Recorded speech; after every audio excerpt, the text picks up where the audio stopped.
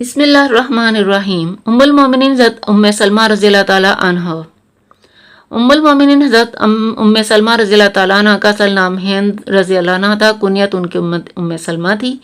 نبی پاک صلی اللہ علیہ وآلہ وسلم سے پہلے حضرت عبداللہ بن عبد الاسد سے ان کا نکاح ہوا تھا، جو نبی پاک صلی اللہ علیہ وآلہ وسلم کی پھوپھی برہ کے صاحبزادے تھے اور نبی پاک صلی اللہ علیہ وآلہ وسلم کے دودھ شریک بھائی بھی تھے۔ مدینہ میں سن 59 ہجری میں یا 60 ہجری میں بعمر 84 سال کہا گیا ہے کہ ازواج مطہرات کے سب سے آخر میں ان کی وفات ہوئی تھی۔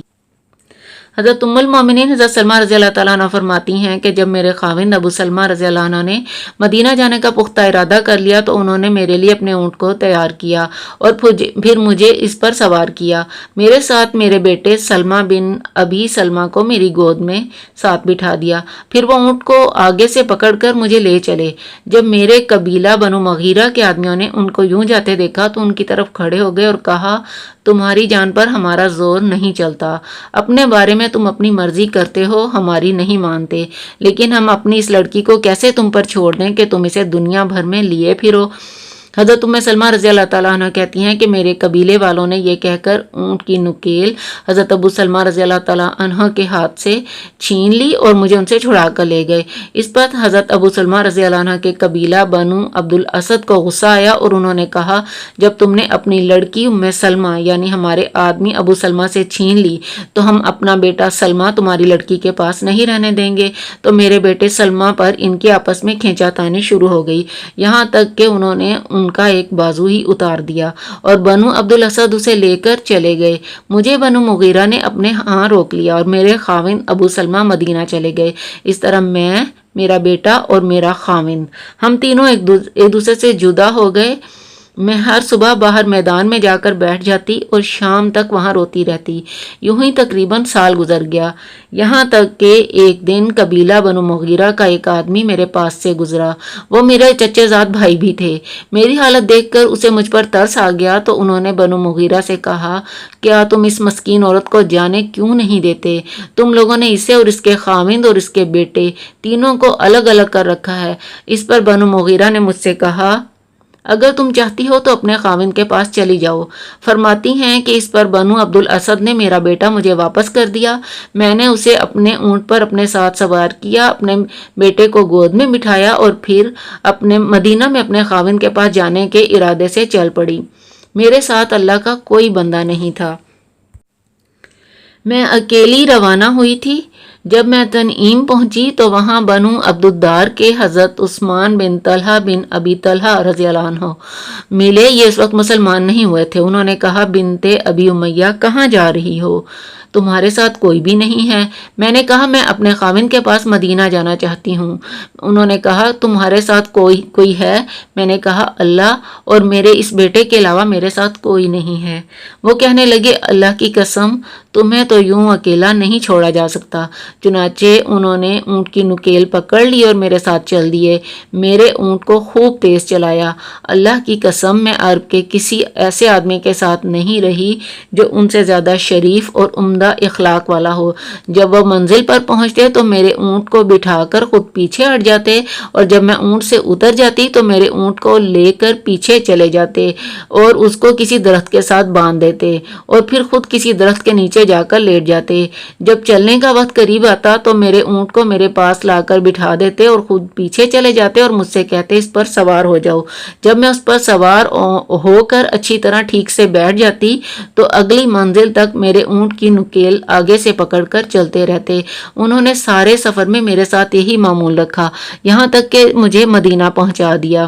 جب قبا میں پہنچے اور بنو عمرو بن عوف کی آبادی پر ان کی نظر پڑی تو مجھ سے کہنے لگے، تمہارا خاوند اس بستی میں ہے، تم اس بستی میں داخل ہو جاؤ، اللہ تمہیں برکت دے۔ حضرت ابو سلمہ رضی اللہ تعالیٰ عنہ وہاں ٹھہرے ہوئے تھے۔ حضرت ام سلمہ رضی اللہ تعالیٰ عنہ فرماتی ہیں کہ ابو سلمہ کے گھرانے نے جتنی مصیبتیں برداشت کی ہیں، میرے خیال میں کسی اور گھرانے نے اتنی مصیبتیں برداشت نہیں کی، اور میں نے حضرت عثمان بن طلحہ سے زیادہ شریف اور عمدہ اخلاق والا رفیق سفر بھی نہیں دیکھا۔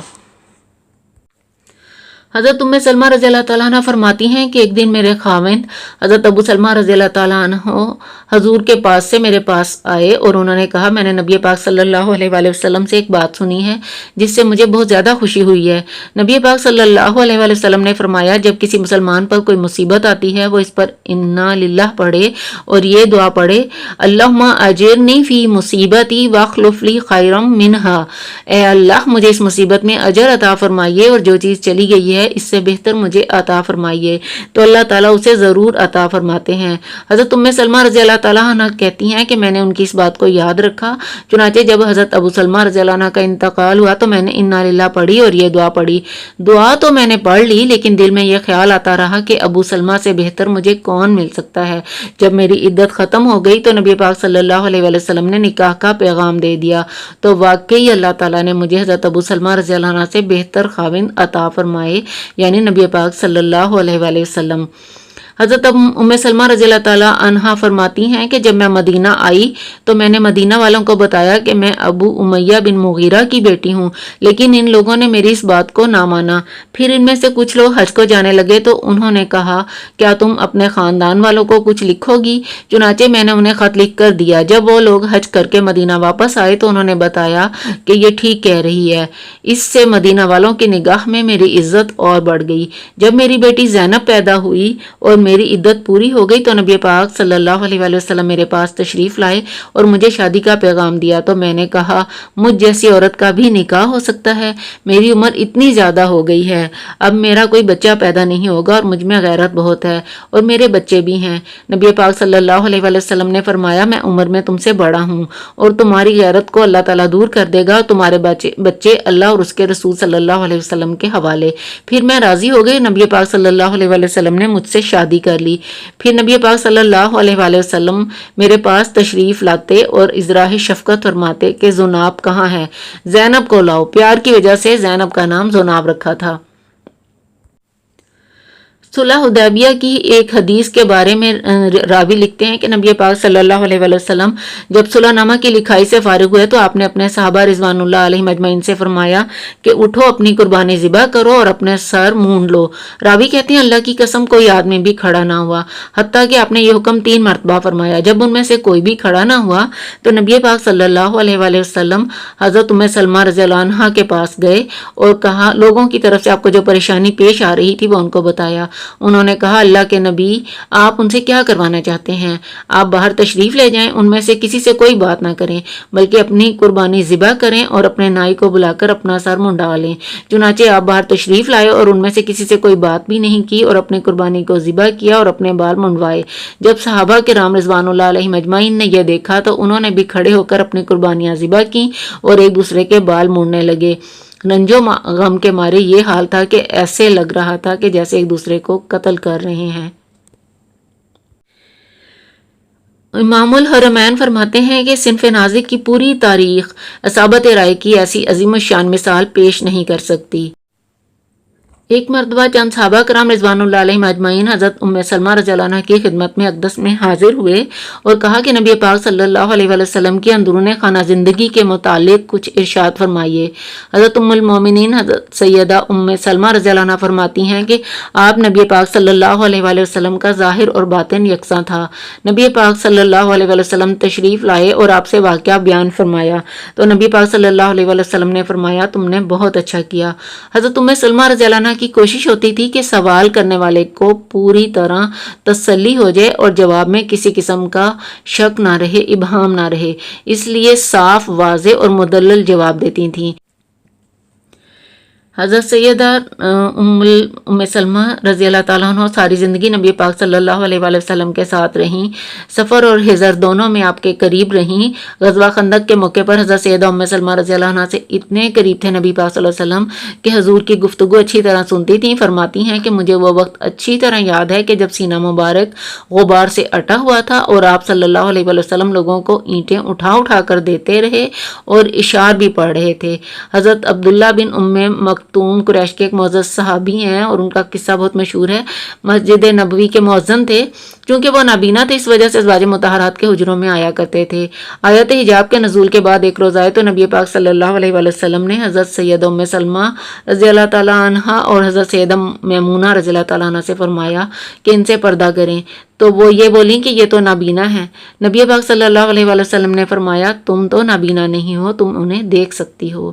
اس حدیث سے ایک تو پردے کی اہمیت بھی واضح ہوتی ہے کہ نبی پاک صلی اللہ علیہ وآلہ وسلم نے نابینا سے بھی پردہ کرنے کا حکم دیا. حضرت ام المومنین ام سلمہ رضی اللہ تعالیٰ عنہ ہر وقت اجر اور ثواب کی متلاشی رہتی تھیں. فرماتی ہیں کہ میں نے ایک دفعہ نبی پاک صلی اللہ علیہ وآلہ وسلم سے دریافت کیا، یا رسول اللہ، ابو سلمہ رضی اللہ عنہ سے میرے جو بچے ہیں میں ان پر خرچ کرتی ہوں اور ان کے اچھے طریقے سے پرورش کرتی ہوں، میں ان کو چھوڑ بھی نہیں سکتی، آخر وہ میرے بچے ہیں، کیا مجھے ان کی پرورش پر اجر ملے گا؟ تو آپ نے فرمایا ہاں، جو کچھ تو ان پر خرچ کرے گی اس پر اجر ملے گا. حضرت ام المومنین حضرت ام سلمہ رضی اللہ تعالیٰ عنہ ایک نبی کی بیوی ہونے کے ناطے اپنی طبیعت اور فطرت کے اعتبار سے بہت ہی فیاض تھیں. ایک مرتبہ چند فقراء آئے جن میں کچھ عورتیں بھی تھیں. وہ گھر آئے اور نہایت رو رو کر سوال کیا. حضرت ام الحسین بیٹھی ہوئی تھیں، انہوں نے ڈانٹا، لیکن سیدہ ام سلمہ رضی اللہ تعالیٰ نے فرمایا کہ ہمیں ڈانٹنے کا حکم نہیں ہے. اس کے بعد خادمہ سے فرمایا کہ انہیں کچھ دے کر رخصت کر دو، گھر میں کچھ نہ بھی ہو تو ایک چھہارا ہی دے کر رخصت کر دو. ام المومنین حضرت ام سلمہ رضی اللہ تعالیٰ عنہ قرآن پاک نہایت اچھا پڑھتی تھیں، بلکہ نبی پاک صلی اللہ علیہ وآلہ وسلم کے طرز و لہجے میں پڑھتی تھیں. چنانچہ ایک مرتبہ کسی نے سوال کیا کہ نبی پاک صلی اللہ علیہ وآلہ وسلم کس طرح قرأت کرتے تھے، تو حضرت سیدہ ام سلمہ رضی اللہ تعالیٰ نے فرمایا کہ ایک ایک آیت الگ الگ کر کے پڑھتے تھے اور پھر خود بھی اسی طرح پڑھ کر سنایا. حضرت ام سلمہ رضی اللہ تعالیٰ عنہ نہ صرف قرآن سنت میں اور فقہ میں کامل دسترس رکھتی تھیں بلکہ علم اسرار میں بھی کافی آشنائی تھی، اور اسی وجہ سے انہیں صاحب السر بھی کہا جاتا ہے.